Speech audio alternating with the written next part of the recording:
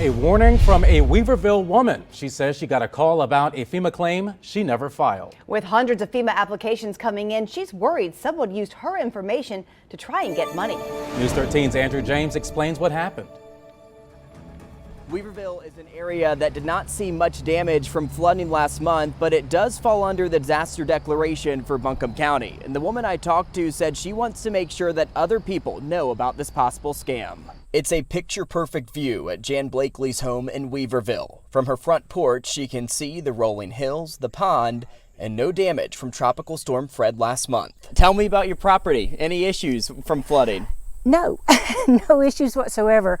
I mean, we live on top of a hill, down, it'll flow downstream, but I mean, we had no problems. She tells me they actually call this area Dry Ridge, and she was shocked when she got a call this week from a man who said he was a FEMA investigator about the claim she had filed. I said I did not file a claim, and he, verified my name, verified my home address, and said that he had a claim for me.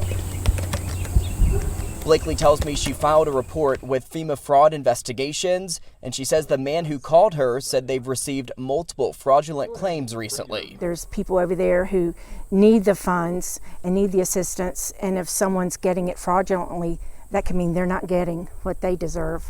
A FEMA representative was not available for an interview Thursday, but we are working to get more information about how often this type of fraud happens.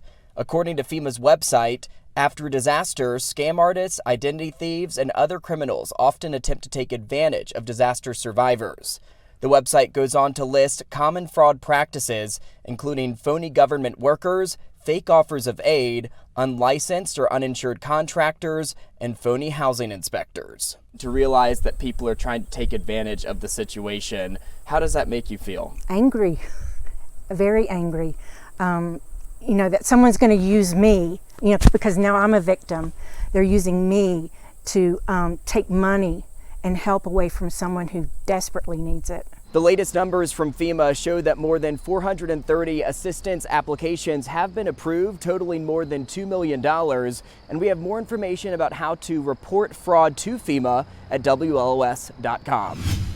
When rain from Tropical Storm Fred hit Canton a month and a half ago, it flooded the town hall that also housed the police department.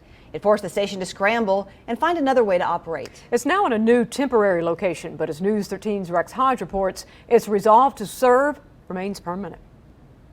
Flooding from Tropical Storm Fred put several feet of water inside the Canton Police Department. It swamped a lot of electronics, forcing the need for the police department to set up a temporary facility. Almost none of the electronics were salvageable, especially computers, radios. We've got some loaner radios that we're using now. Interim Chief Scott Sluter says immediately after the flood, the department was operating out of its cars. Even with working out of our cars, our people were still doing what they needed to do, and we were taking care of business. Sluter says nearby agencies immediately stepped in. Haywood County Emergency Management offering up a trailer, the Center Pigeon Fire Department, another one, already wired to be an emergency communications center. We were able to use this camper here for our officers to be able to do the reports. In short order, a new full-service Canton PD on wheels on Academy Street. Sluter making assurances the department is fully functional. What can you say to them to reassure them that everything is operating smoothly?